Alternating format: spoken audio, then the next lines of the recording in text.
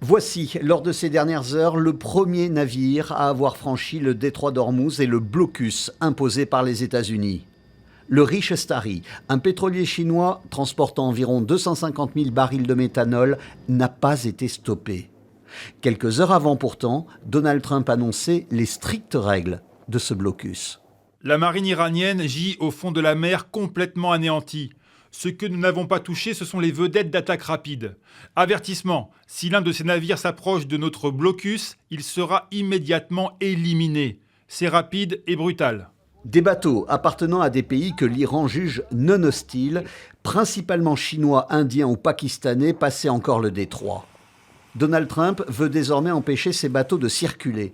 L'objectif de la Maison-Blanche est que la Chine, privée de son pétrole iranien, à cause de ce blocus, fasse pression sur Téhéran afin qu'il soit plus conciliant vis-à-vis de Washington. La réponse de Téhéran, la voici.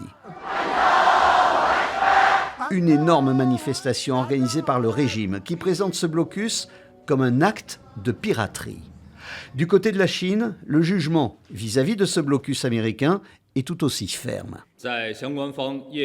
Cela ne fera qu'exacerber les tensions, fragiliser un accord de cessez-le-feu déjà fragile et compromettre encore davantage la sécurité du passage dans le détroit. Il s'agit d'un comportement dangereux et irresponsable.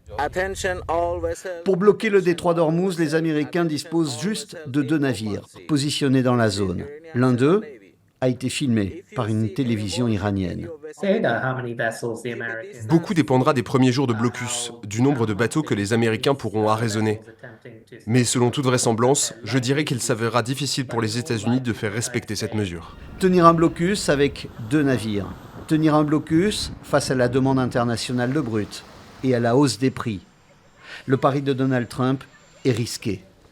À Washington, il y a quelques heures, réunion des patrons du Fonds monétaire international, de la Banque mondiale et de l'Agence internationale de l'énergie.